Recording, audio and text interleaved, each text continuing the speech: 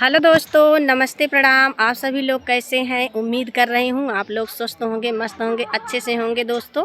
और देखिए शाम का समय है, बहुत ही प्यारा, देखिए बहुत ही अच्छा नज़ारा है। हम चारों अपने तरफ खेत सरसों में फुलान सरसों है। ही सरसों दिखाई दे रही है और आप सबके बीच मैं एक नाच गीत सुनाने जा रही हूँ। चुटकुला ही है, ननद के ऊपर गा रही हूँ। अगर अच्छा लगे तो लाइक सब्सक्राइब दोस्तों ज़रूर करना।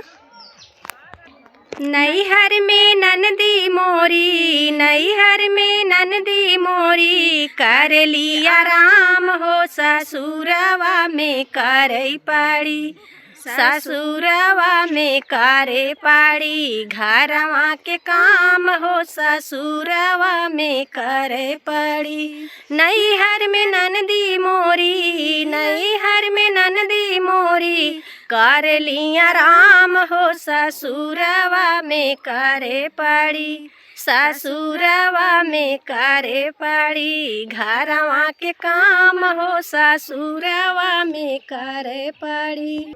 नैहर में माई बाप के, नैहर में माई बाप के, रहते कर तू आराम हो ससुरवा में नाही चली, ससुरवा में नाही चली, तोहरो गुमान हो ससुरवा में नाही चली, तोहरो गुमान हो ससुरवा में नाही चली।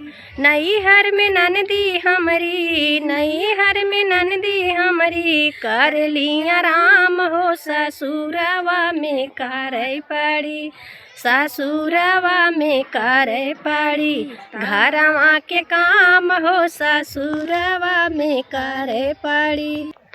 चूल्हा चौका बासन ननदी करे पड़ी काम हो, चूल्हा चौका बासन ननदी करे पड़ी काम हो, नैहर के नाही ननदी करबू नया राम हो, नैहर के नाही ननदी करबू आराम हो। ससुरा में ननदी हमरी करे पड़ी काम हो, ससुरवा में करे पड़ी, ससुरवा में करे पड़ी, तोहरा के काम हो ससुरवा में करे पड़ी। नैहर में ननदी मोरी, नैहर में ननदी मोरी, कर लिया राम हो ससुरवा में करे पड़ी, घरवा के काम हो ससुरवा में करे पड़ी, घरवा के काम हो ससुरवा में करे पड़ी।